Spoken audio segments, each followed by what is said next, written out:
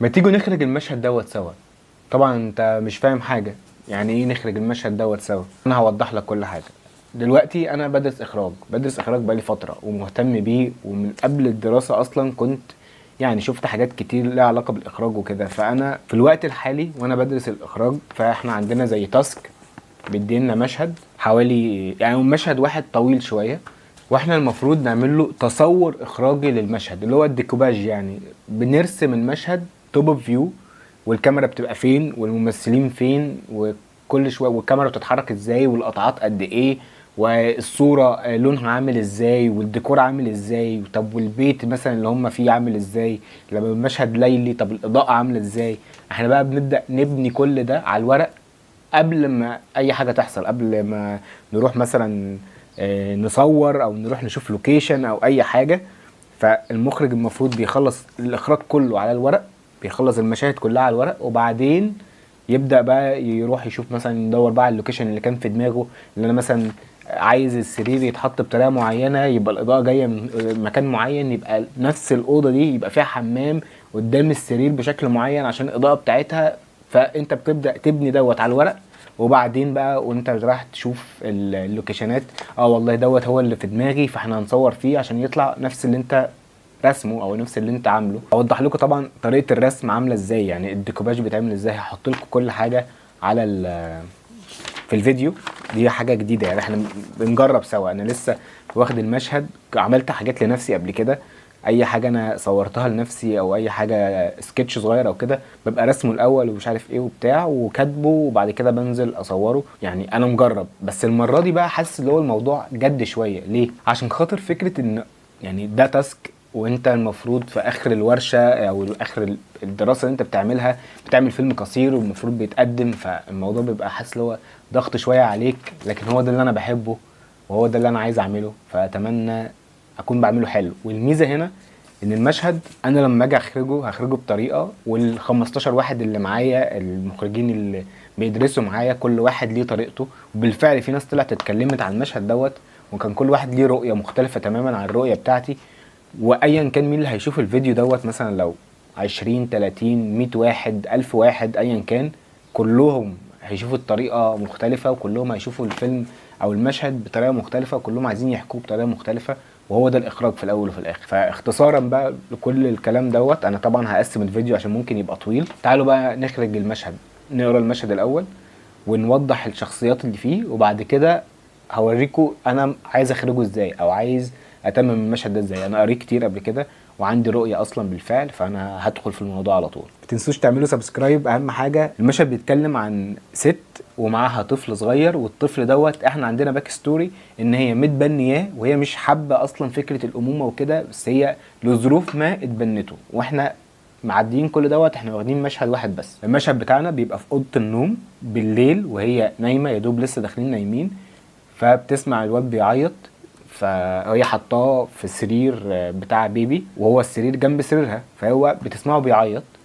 فبتبدا بتبص في الساعه بتاعتها، بتلاقي الساعه 11، فبتقول له انت يا دوب معداش نص ساعه عشان خاطر العياط دوت. فبتقوم من على السرير بتاخده وبتطبطب عليه، فتلاقيه عامل حمام، فبتقول له عندك حق ان انت تبقى متضايق يعني. فبتروح في الحمام اللي في قلب الاوضه، وطبعا في الرسم هيوضح كل حاجه عشان تغير له. فبيبدا راح جاي هو عامل عليها حمام، فبتتضايق جدا، فبتروح عشان خاطر تغسل الهدوم وكده، وبتاخد دش. لما بترجع تاني بيعمل حمام عليها مره تانية، ومن هنا بيبدا بقى الفرستريشن عندها يزيد. فبتكلم واحده زميلتها عشان خاطر تقول لها انا مش عارفه هتصرف اعمل ايه.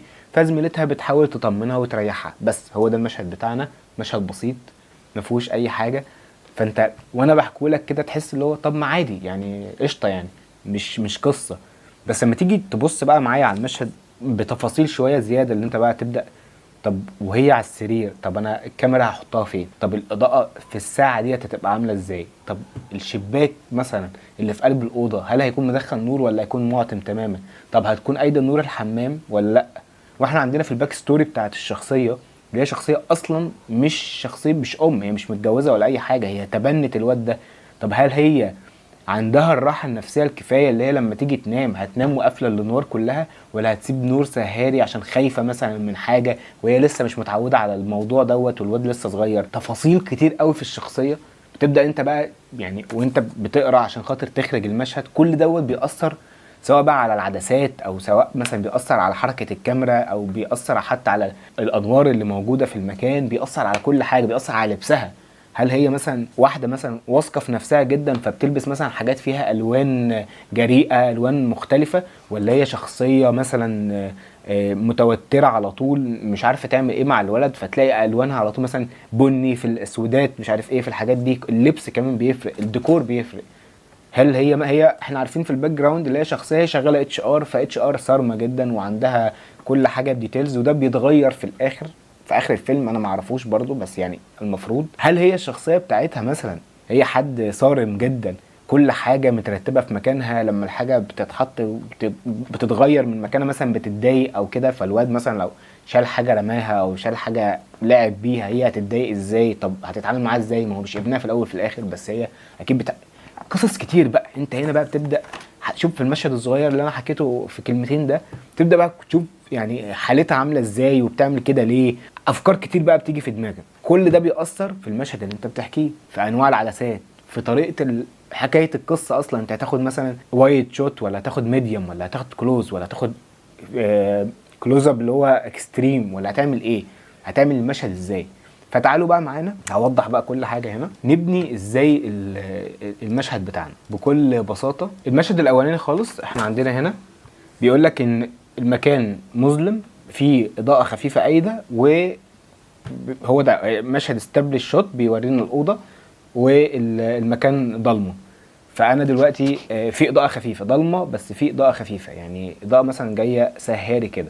فانا وانا بتخيله حسيت ان انا عايز اعمله بالمنظر دوت اللي هو هيبان قدامكم، شباك ورا اهوت حاطط عليه كده الشرط ديت هي الاضاءه، تمام، والسرير هو تحت الشباك كده، الاضاءه جايه، عارف انت اضاءه بالليل ديت اللي هي الانوار الصفراء بتاعت الشارع لما بتقيد بتدخل كده من عند الشباك، من الخطوط بتاعت الشباك كده بتدخل ايه سراسيب كده نور صغيره لونها اصفر، تعمل هيس كده في المكان، اصفر خفيف خالص مش واضح اصلا.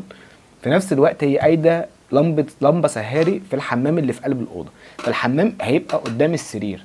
فانا لو جبت الكاميرا في مكان اللي هي الكاميرا لونها اخضر دي وحطيت عدسه 35 عدسه واسعه، هتجيب تقريبا هتجيب مثلا ايه السرير كله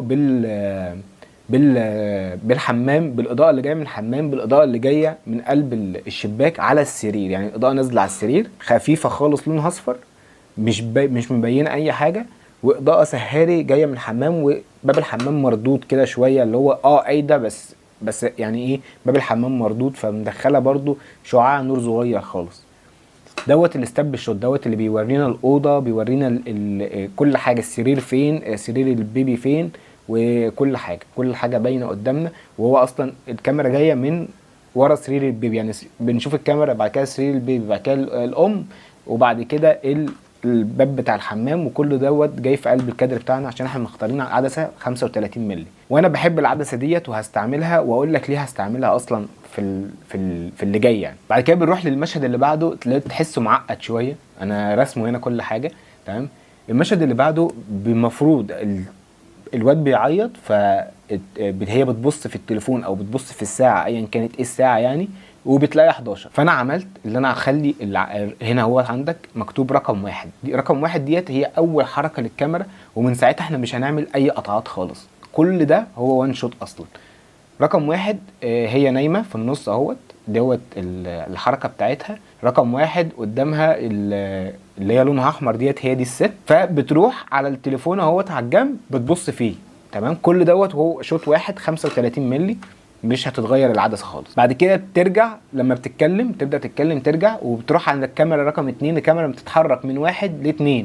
احنا ما قطعناش، انا ما قطعتش، كل دوت كادر واحد ميديوم شوت، مش ميديوم شوت يعني انا مقرب قوي او مقرب يعني اللي هو كده مثلا يعني، او تحت شويه ممكن تحت السره شويه كده تمام، بعدسه 35. عدسه 35 يا جماعه لما بتصور بيها كلوز اوت او بتصور بيها ميديوم بتخلي الخلفيه واسعه، زي العدسه اللي انا بصور بيها على فكره دلوقتي دي 35، انا مقرب تمام يعني ده يعتبر ميديوم، بس شايف الدنيا واسعه ورايا ازاي دوت. لما وانت بتبني الشخصيه بتاعتك وبتبني احاسيس الشخصيه بتاعتك، هي لسه ام جديده مش عارفه حاجه، مش عارفه تتسيطر على الولد، مش عارفه تلم امورها، فطبيعي جدا ان الدنيا تبقى واسعه عليها، تحس ان هي مبهوقه، تحس ان هي مش فاهمه حاجه، تحس ان هي بتلق يعني.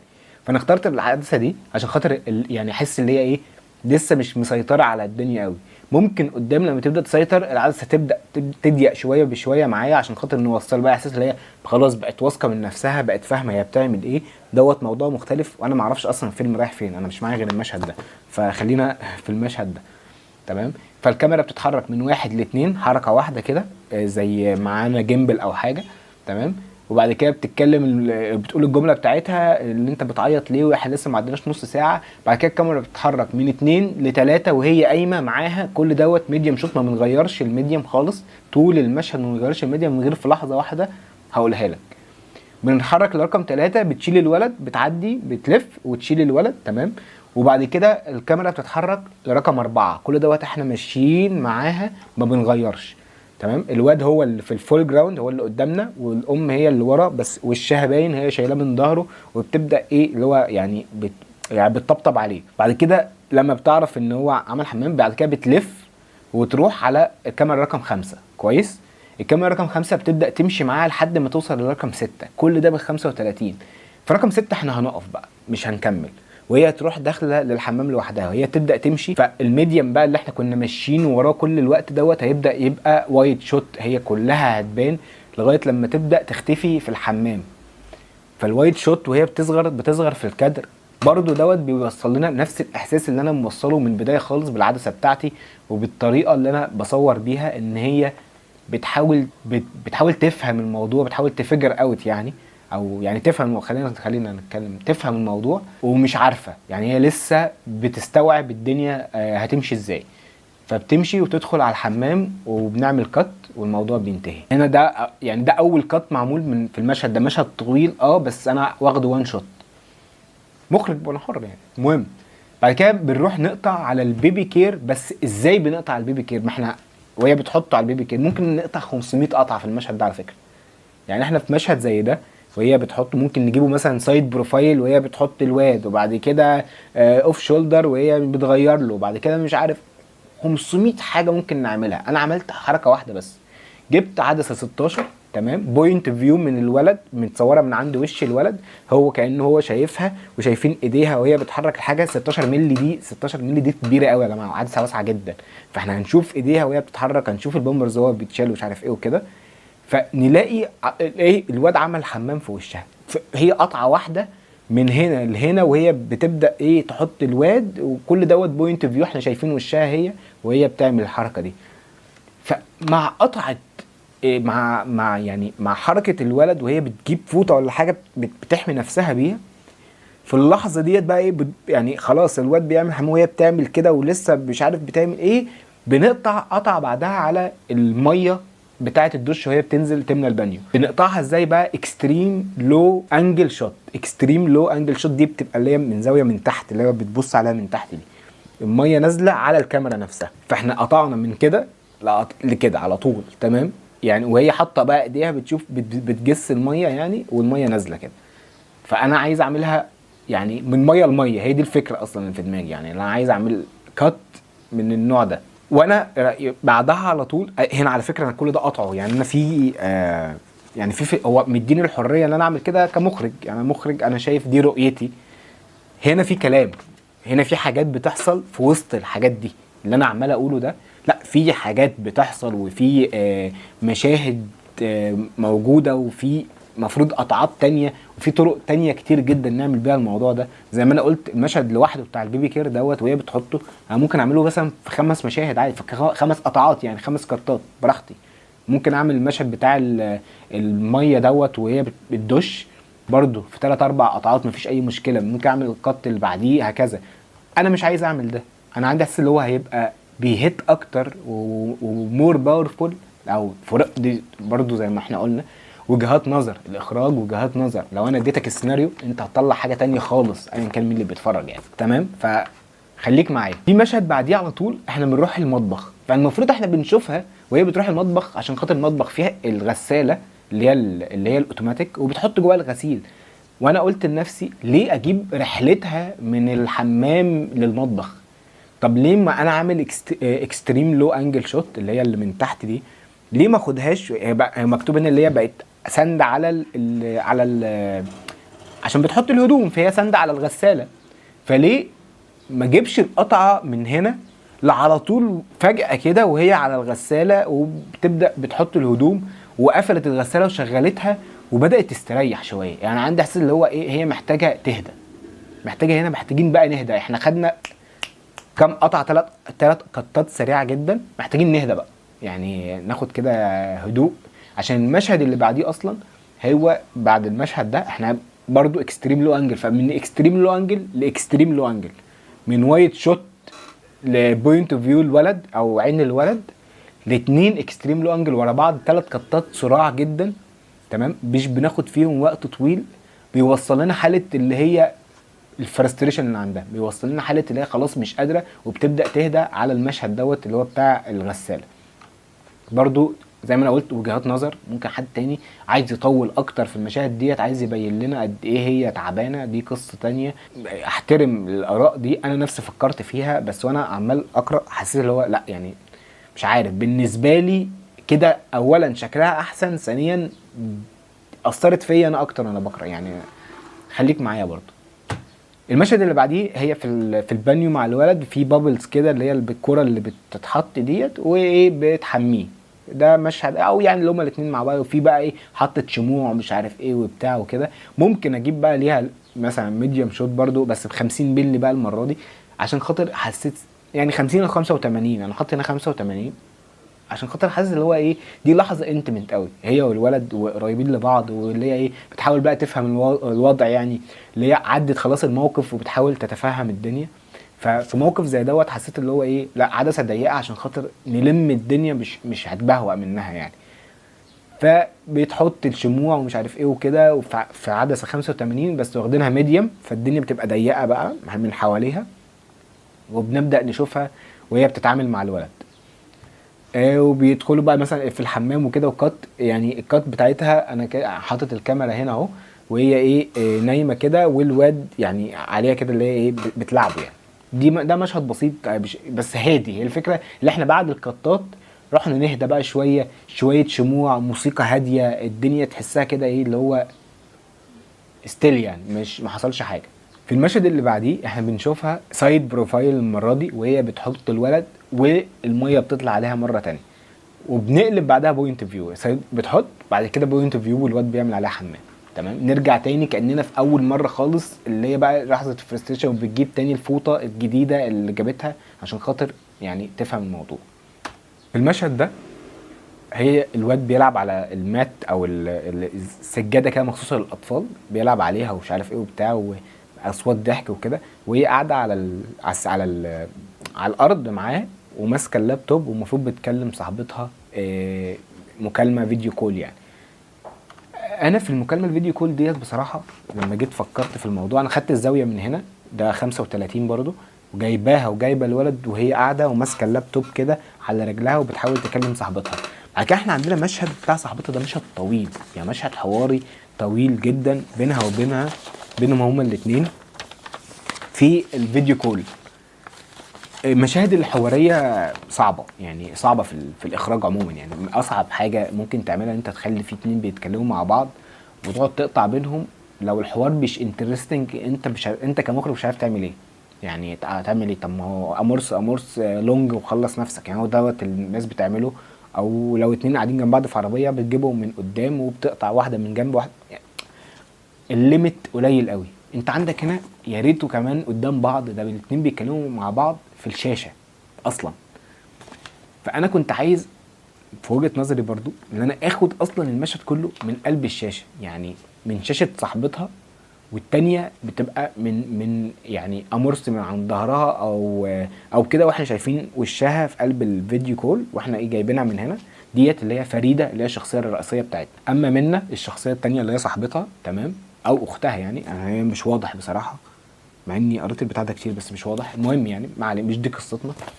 من الناحيه التانية انا عايز اجيب كل حاجه من على شاشه الكمبيوتر نفسها، مش هجيبها هي خالص، انا هخليها تتكلم من قلب الشاشه بتاعتها هي. ليه بقى؟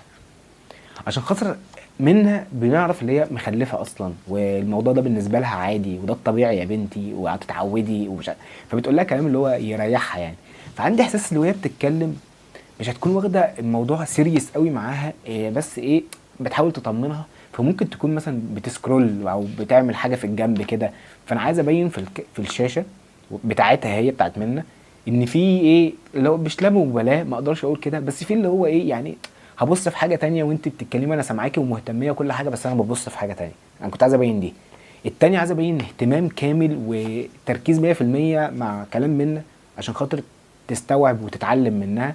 فانا هجيبها من ناحيتين، ان هي موجوده في الواقع وماسكه ازاي اللابتوب وبتحاول تكلمها، وقد ايه احنا شايفين الفرستريشن او الصعوبات اللي هي بتمر بيها، وشايفين وشها في قلب اللابتوب قدامها. يعني احنا جايبينها من ورا شايفين اللابتوب وهي بتتكلم، تمام، وشايفين وشها قد ايه صعب وقد ايه بتحاول يعني ليه مش جايبين وشها هي شخصيا؟ عندي احساس ان هي شخصيتها هتتغير في الفيلم. انا حاسس كده يعني، مدام واحده ما كانتش عايزه تخلف ومش عارف ايه وبتاع، واتحطت في موقف اللي هي تتبنى طفل، في الاخر بنسبه كبيره هتتغير يعني، وهتحب الموضوع وهتبقى متساهله اكتر وكده.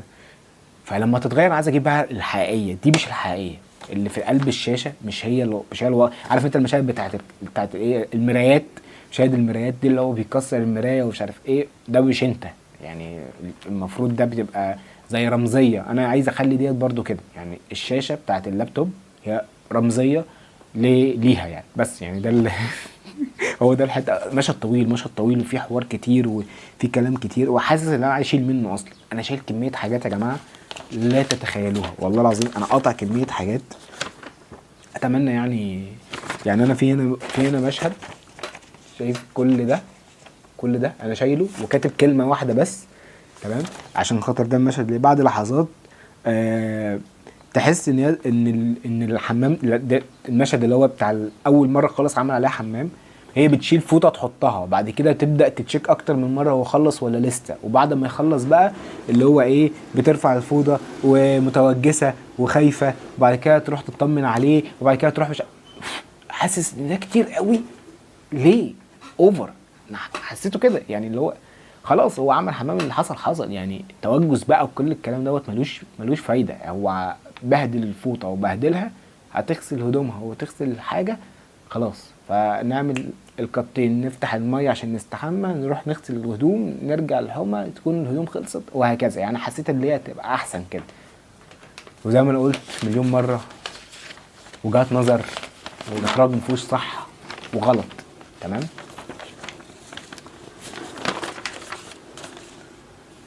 بعد كده فريده بتقفل الخط وبنشوف فوتو مونتاج وهي بتلعب مع الولد بعد ما كلام منا ريحها يعني، اللي هو خلاها تهدى شويه. دوت ممكن يتعمل عادي خالص باي عدسه بقى، ما رسمتوش بصراحه يعني. دوت يتعمل بعدسه مثلا 85 قربوا لبعض قوي، اللي هو فهموا الدنيا مع بعض وهي بتلعب معاه وبتاع، وميديوم شوت لذيذ، وبس كده بنقفل على كده المشهد بتاعنا ومفيش اي حاجه. احنا كده خلصنا التصوير، خلصنا ازاي هنصور المشاهد بتاعتنا كلها، تمام. كل دوت خد بالك في الحته دي انا خدت اكتر من كده برضو يعني، انا قريتها مرتين وثلاثه، انا مجهز الكلام ده. فمتخيل كل الوقت ده في حوالي مثلا 9 مشاهد 7 ورقات. لو انت بتعمل بقى فيلم معاك 80 ورقه مثلا هتعمل ايه؟ هتاخد وقت. فالموضوع مش سهل خالص، بس ممتع جدا. ممكن يكون ممتع بالنسبه لي يعني، مش عارف. في بقى هنا احنا عندنا محتاجين اكسسوارات، محتاجين نور، محتاجين كل الكلام دوت. انا النور وضحته، وبعد كده النور هيبقى نور طبيعي يعني مفيهوش حاجه يعني، اللي هو زي النور اللي انا عامله كده هنا، وباك جراوند لايت وبتاع والحاجات اللذيذه دي. النور الاولاني ده المهم قوي، اللي هو اول واحد خالص اللي بدأنا بيه القصه، ده اهم نور يعني. فعندنا برضو ايه الحركه جوه المشهد عملناها، وحركه الكاميرا عملناها، والحجم عملناه، والسرعه عملناها برضو كلها سرعه طبيعيه خالص. والصوت اللي هو اصوات الاكتر اصوات الولد. انا مش عايز احط موسيقى قوي غير في المشهد بتاع الاخير خالص الفوتو مونتاج، والمشهد بتاع اللي هو فيه الحومه دوت، هما الاثنين مع بعض، دول المشهدين اللي هيبقوا فيهم موسيقى يعني. الباقي كله مفيش موسيقى. همهمات الولد وهمهماتها هي الشخصيه، مش محتاج موسيقى خالص في المشاهد اللي زي دي. وطبعا عايزين برضو القصر الاثر الذهني وحالته الشخصيه برضو انا وضحتها في كلامي، والعاطفي وضحتها برضو في كلامي، صوت الصوت برضو وضحته، الالوان والكتله والفراغ وضحتها بنسبه كبيره. بس الالوان هي اللي ايه، الالوان مش قادر امسكها قوي عشان خاطر هي في البيت نايمه في بيجامه فاهم، فمش قادر لسه امسك الحته بتاعت الالوان دي قوي بصراحه. والديكور قلنا سرير وبتاع الطفل وكده، ديكور هيبقى الديكور برضو بسيط. انا كده شايف ان انا خلصت المشهد بتاعي، وهحط لكم بقى طبعا وانا بتكلم ايه رايكم اصلا يا جماعه في التجربه؟ يعني اتمنى تكون لذيذه، اتمنى تكونوا اتبسطتوا معايا وانا بعمل الموضوع الغريب ده، واتمنى تشوفوا اصلا الفيديو لاخره يعني، عشان الموضوع فعلا ممتع يعني، او ممكن يكون ممتع بالنسبه لي، دي اول مره اجرب حاجه زي كده. ولو جالي اي تاسكات تانية ممكن اعملها بنفس الطريقه، عشان اتبسطت بصراحه وانا بعملها. يعني انا حسيت ان انا استفدت اكتر اصلا وانا بتكلم، شفت حاجات زياده لذيذه يعني، انا زودت شويه حاجات ممكن اكون ما كنتش عاملها اصلا، فدي برضو حاجه حلوه. قولوا لي ايه رايكم في الاخراج اصلا، في قصه الواحد يبقى مخرج يعني، انا حاببها جدا بصراحه. الاخراج دوت شيء ممتع، ان انت بتبني حاجه وبتحكي قصه وبتطلع رؤيتك وبتعمل كل الكلام دوت، ده شيء ممتع جدا. وبس كده، ده كل اللي عندي. واعملوا سبسكرايب يا جماعه، تنسوش تعملوا سبسكرايب، اهم حاجه اعملوا سبسكرايب عشان عايز اوصل 1000. انا مش عارف انتوا بتعملوش سبسكرايب، الناس ما بتعملش سبسكرايب مش عارف ليه، انا مش عارف ليه الناس ما بتعملش سبسكرايب. اعملوا سبسكرايب لو سمحت، وبس كده، ده كل اللي عندي. سلام.